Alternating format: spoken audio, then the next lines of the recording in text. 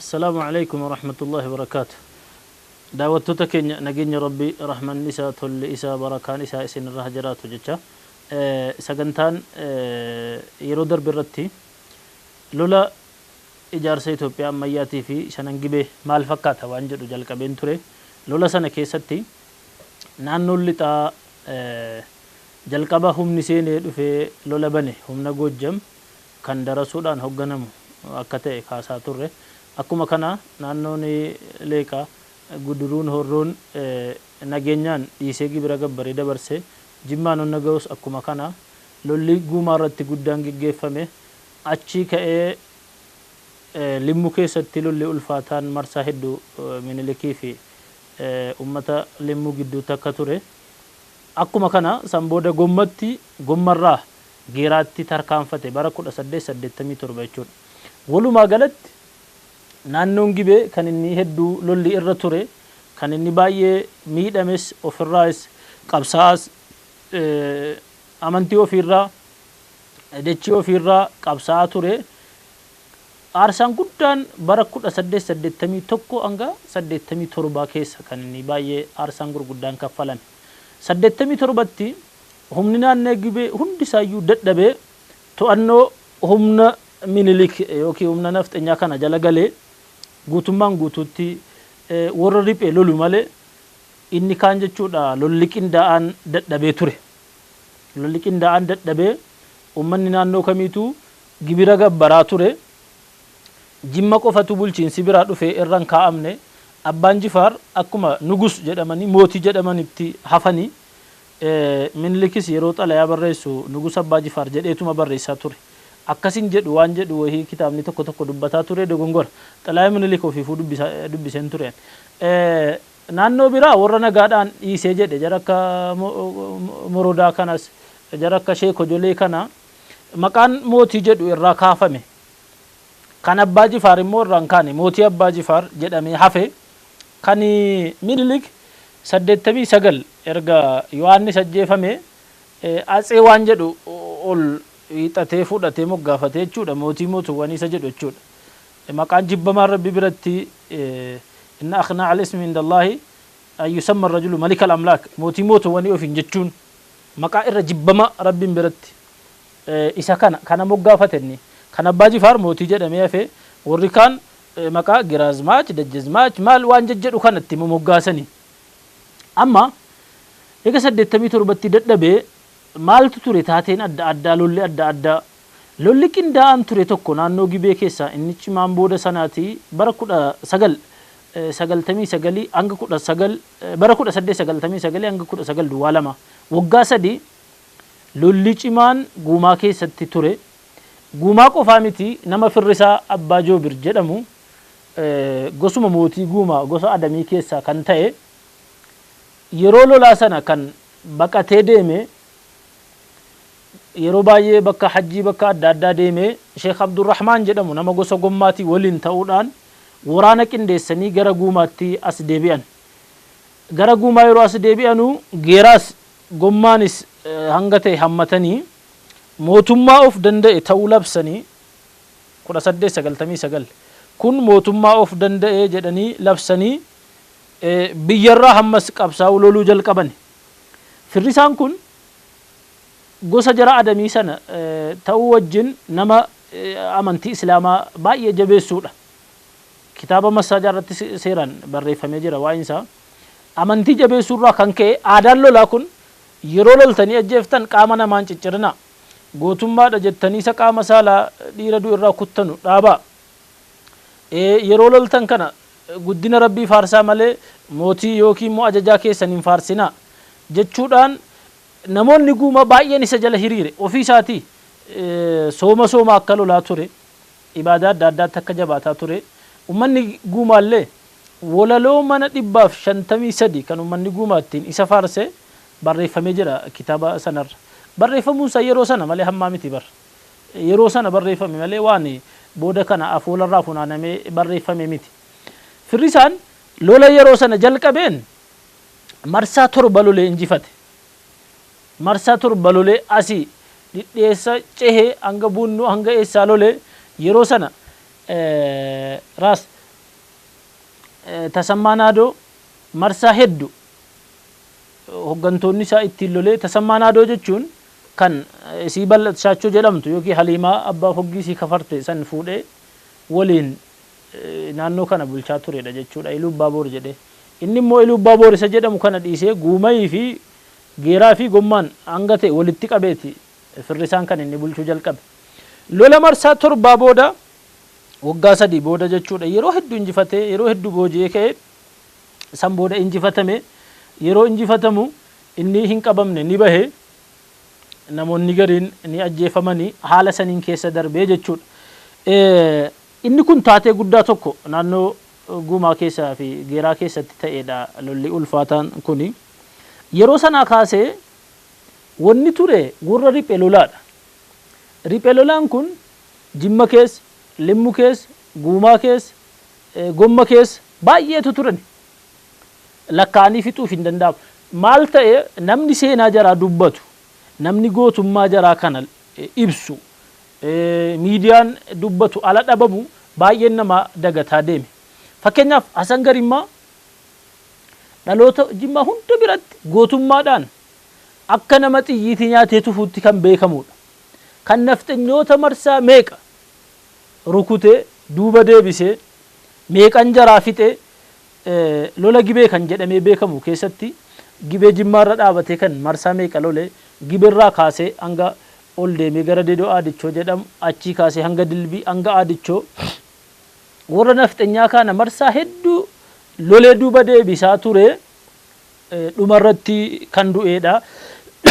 Warri isa walaloo isaa maal jedhu walaloon isaa tokko asirra jira.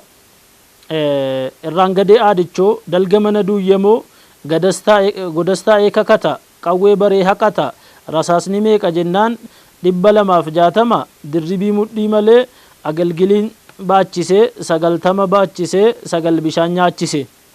Isa nafxanyoonni dhufanii osoo saba qatanuu namoonni hooggantoonni jaraa meeqa namni 9 laga Gibeetti naqamanii dhumanii 9 bishaan nyaachisee jedhanii dubbataa turan. Ummanni Hasaniin kana baay'ee jaallata ture. Akka carraa ta'e Hasan Garimmaa manni isaas illee bakkuma nuti itti dhalannee guddanne holqinni keessa taa'ee lolaa ture. Daangaa lafa keenyaati akka carraa ta'e yeroo ijoollummaa kanaan beekna holqa Hasan Garimmaa jedhameetuma dubbatama malee namni seenaa isaa akkasii goota kana jechuu nutti dubbate hin jiru. Maaltu dubbatama ture? Wannoonni akkuma kanaan beekamu. Hasan garaa sibiilaa lugna garaa ciniina jedhameetuma dubbatama. Wannoo akka geerarsaa ta'e jechuudha. Gootummaa isaarraa kan ka'e. Nam kun nafxanyaan tokkotti siquu dadhabee holqa keessa taa'ee fixee booda maal godhan akka nyaanni itti hin dhaqne karaa irraa namni nyaata geessu hunda kutanii jennaan guyyaa 14 nyaata malee taa'e guyyaa 14ffaatti manguddoon tokko dhokatanii nyaata geessanii fi nyaata san nyaatee du'e. Namni akka kanatti beekamu kan biraa Giraazmaachi Garoo jennaan Giraazmaachi Garoo Abbaa Bulguu namni jedhamu nama bareechee goota beekamaa wahii ture. Godina Jimmaa naannoo Dooyyoo ganda aanaa maannaa ganda Dooyyoo keessatti dhalatanii qoroo ta'anii kan isaan bulchaa turan karaa achi karaa haroo gara ganda Geembee ture.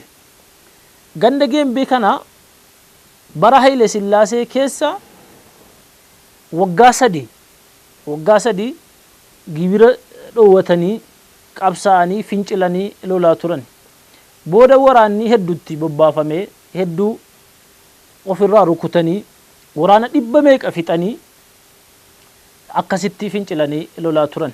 Isaan qofaa miti haati manaa isaanii illee baay'ee beekamtuudha. Walaloon adda addaa jira.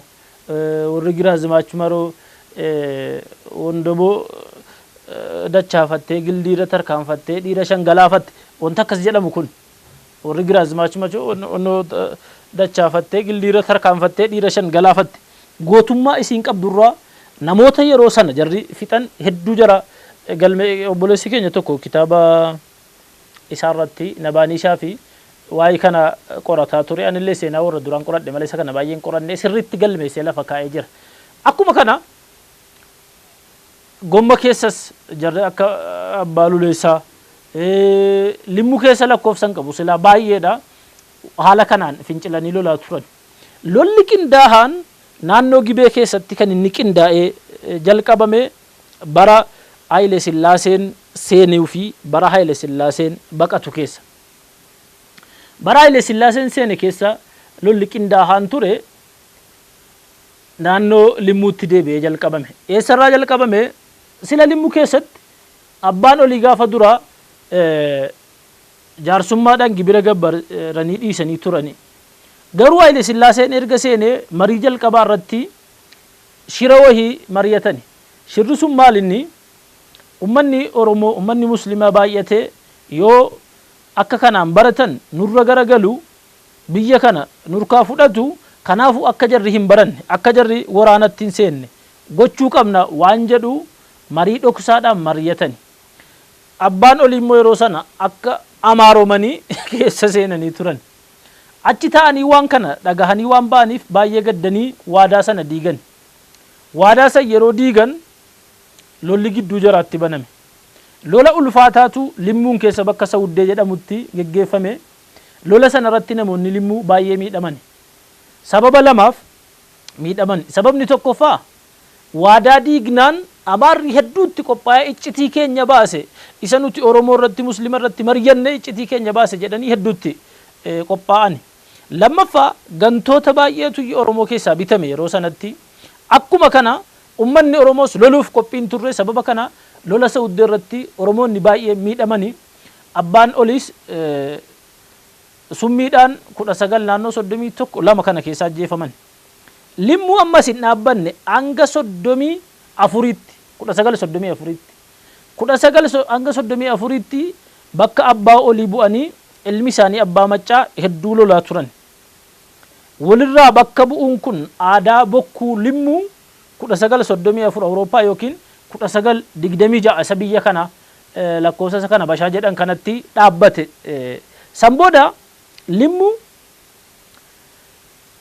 dirqiidhaan nafxanyaan bakka biraatii fidamee irra qubsiifamee lafti ummata Limmuu kun itti qoodamee ummanni Limmuu kun adda cicciramee aadaan isaa akka badu, amantiin isaa akka cuucamu, eenyummaa isaatti akka qaanfatu, maqaan isaa akka godhamu xinneeffamu godhaa turan.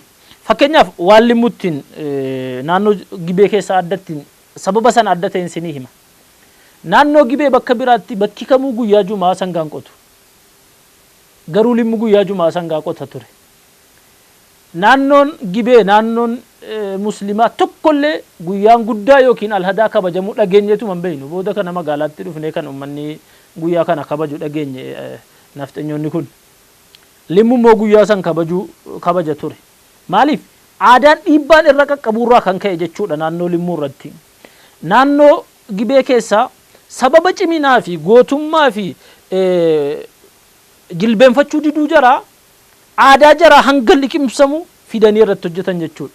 San booda eega Limmuu akkasitti dhaabbate fincilli cimaa fi ulfaataan kan inni ture yeroo Haile Sillaaseen Xaaliyaaniin seenee Haile Sillaaseen biyyaa baqatudha. Inni kun seenachi Jimmaanis dhufee qabata. Jimma sila nageenyaan waliigalee ture. Garuu Haile Sillaaseen hogga seenu Jimmaanis waadaa isaa san diigee Abbaan Joobir hidhamanii turan. Abbaa Joobir Abbaa Duulaa Abbaa Jifaar gaafa Xaaliyaaniin dhuftuu hidhaa iddoo Ambaaf Qaraa naannoo Dabra Birhaan kana achi hiikaman. Xaaliyaaniin fidee mootii godhee isaan kaa'e. Abbaa Joobir Abbaa Duulaa isaan immoo Guumaa Xaaliyaanii wajjin dhufanii amma qabsoon biyya keessaa bifa lama ta'e. Gareen tokko Arbanyaa wajjin jedhamee Xaaliyaanii wajjin garee Haile Sillaasee ta'ee Xaaliyaaniitti lola. Gareen tokko immoo Xaaliyaanii wajjin hiriiree jara kana lola. Akka carraa ta'e Abbaan Joobir isaan Guumaas, Abbaan Joobir isaan Gommaas, isaan Jimmaas. Abbaan Joobir Guumaa, Abbaan Joobir Jimmaas warra Xaaliyaanii wajjin Xaaliyaaniin hidhaa baafte garii jara waan ta'eef hiriiranii warra kaan rukutan. Raas Immiruun kan Ilubbaaboor bulchaa ture yeroo sanatti ala Xaaliyaaniin dhuftee Jimmaan galteetti dhagahu sila Ilubbaaboor irraa baqatee galuuf aggaaroo gahee ture. Ol deebi'e gara Geeraatti. Gara Geeraa deemuudhaaf ol deebi'ee dhaqee bashaashaa bule. ana Giraazmaach abbaa isaan biibule ogga kana abbaa Joobir abbaa duulaa isaan guumaa xaaliyaanii wajjin naqamteerraa kaanii Jimmaan qubatanii yeroo sana xayyaara onnootiin socho'anii turanii Raas Immiruu kana hordofanii asii dhaqanii aggaaroo bulan. Boromtonuun immoo Bashaashaarraa ka'ee dhaqee Geeraa gale. Isaan immoo aggaaroorraa ka'anii Bashaashaa galanii bulan. Yeroo Immiruun dhaqee Geeraa gahu ummanni Geeraa lolatti bane Immiruutti. Utuu jarri lolatti jiranuu asii abbaa Joobir guumaas lola fudhatanii qaqqaban. Gidduu kanatti lola Immiruutti marsanii lolanii Immiruunis ajjeefamee loltoonni isaa baay'een ajjeefamanii warri hafan booji'amanii gabra godhamanii gurguraman. Raas Immiruun kan bara Minilik kaasee naannoo Iluu Abbaa Boor bulchaa ture jechuudha. Amma hogga kana humni nafxeenyaa kara kana keessaa rukutamee bahe jechuudha. Ogguma xaaliyaaniin dhuftee jettu warra Arbanyaa jedhee sosochoos dadhabe walakkaa kanaan. Abbaa Joobir lamman abbaa Joobir isaan Jimmaas isaan Guumaas warra xaaliyaanii wajjin ta'anii waan baay'ee hojjetanii Oromiyaa kanas fuuldura ceesisuuf hedduu qabsaa'anii keessumaa akka Oromiyaan biyyooti adda addaatti imbaasii dhaabbatu Oromiyaa guutuu keessaa immoo akka Western Oromiyaa kana faan xiyyeeffannaa addaatti kennanii socho'aa turan. Osoo akka kana jiranuu Haile Sillaasee waggaa 5 ture 1941 akka Awurooppaa biyyatti deebi'e.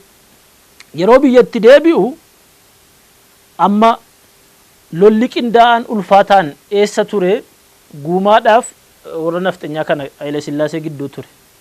Ummanni Guumaa akkuma gaafa Minilik seenu lola guddaa lole gaafa Haile Sillaaseen immoo deebi'ee biyya Ingilizii baqarraa galu kana lola qindaa'aa ummanni guutuun itti bobba'ee Haile Sillaaseedhaan lole. Waggaa tokkoof lolamee 41 hanga 42 waggaa guutuu ummanni osoo gabaan hin dhaabbatin qonni sirriitti osoo hin qotamin ummanni lola keessa ba'ee waggaa tokko guutuu lolee kee 42tti dadhabee ummanni harka kenne. Yeroo ummanni harka kennu kana abbaan Joobir qabamanii mana hidhaa galanii waggaa dheeraa erga hidhamanii san booda Jimmatti hafanii Jimmatti galanii akka seenaa yeroo darbee keessatti kaasee haadha manaa abbaa Jifaar ishee dhumaa fuudhan. Seenaa nama dhibu keessaa haati abbaan Jifaar kan obboleettii abbaa Joobir kana haati abbaa Jifaar yookiin Shuree Onchoo yookiin Haliimaa kan jedhamtu kuni kan abbaa Duulaati. Abbaan Joobir kunis obboleessa isiidhaaf. Kana jechuun maanni eessuma isaaniiti jechuudha. Haati manaa abbaa Jifaar isii dhumaa immoo Shakayitti jedhan kana isaantu fuudhee yeroo dheeraa wajjiniin turanii akka lakkoofsa Awurooppaa naannoo 52 fakkaata abbaan Joobir rahimahullah du'anii asuma jireeniin iddoo awwaalcha abbaa Jifaar kan abbaa Jifaariif kan abbaa Joobir Guumaa gidduu nama tokkicha qofa jira.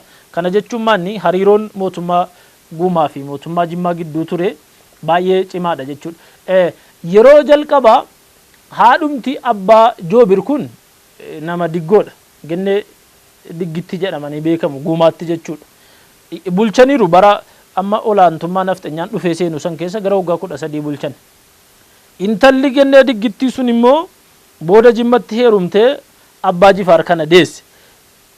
Daangaan Jimmaa fi Guumaa walitti bu'uu dhabuusi hariiroon jaraa cimaadha. Sababa kana abbaan Jifaar rahimahullah gaafa ribaaxa yookiin waqfii haramatti ijaaran waqfii bareedaa san jalqaba nama Jimmaa abbaa Jifaartu keessa qubataa jedhan. Ittaansee namoota shanan gibee keessa inni jalqabaa Guumayi. Namoota shanan Jimma qubateen naka ittaansee eenyu qubataa Jimma abbaa Jifaar ittaane Guumayi jedhan. Guumayi irraa kaasee akkasuma tartiibaan shanan gibee irraa kaasee Kafaa achi Guraagee achi kaasee Oromiyaa guutuu achi kaasee Itoophiyaa guutuutu ribaaxa yookiin waqfii kana keessa qubata waan jedhu kaane abbaan Jifaar hariiroo gidduu jaraa kana irraa kaasan jechuudha.